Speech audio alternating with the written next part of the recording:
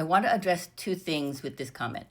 So first of all, the microalbumin is a screening test for diabetic nephropathy, kidney disease caused by diabetes.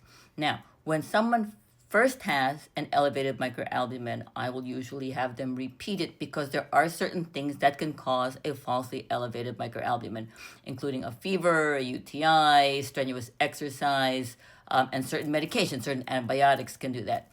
But if it is confirmed that someone has microalbuminuria, then we will usually start them on either an ACE inhibitor or an ARB, which are two classes of blood pressure medication. So even if the blood pressure is okay, these medications have been shown to slow down the progression of chronic kidney disease. If these medications are not sufficient, then an option is to use an SGLT2 inhibitor such as Farxiga or Jardiance. Now, Farxiga and Jardiance are not meant for the treatment of type 1 diabetes itself, but they can be used for the management of the chronic kidney disease with caution.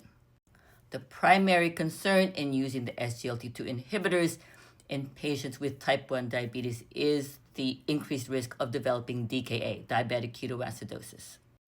It is important for people with diabetes, whether they be type 1 or type 2, that they not only maintain good diabetes control to prevent progression of the kidney disease, but also to maintain good blood pressure control.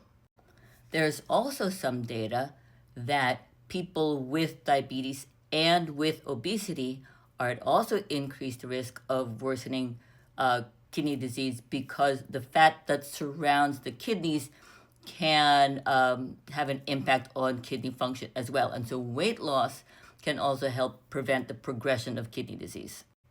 It's also important to do all the other things that are healthy for the kidney, which is maintaining good hydration, avoiding excess use of anti-inflammatory medications like ibuprofen and naproxen, as well as other medications that impact kidney function.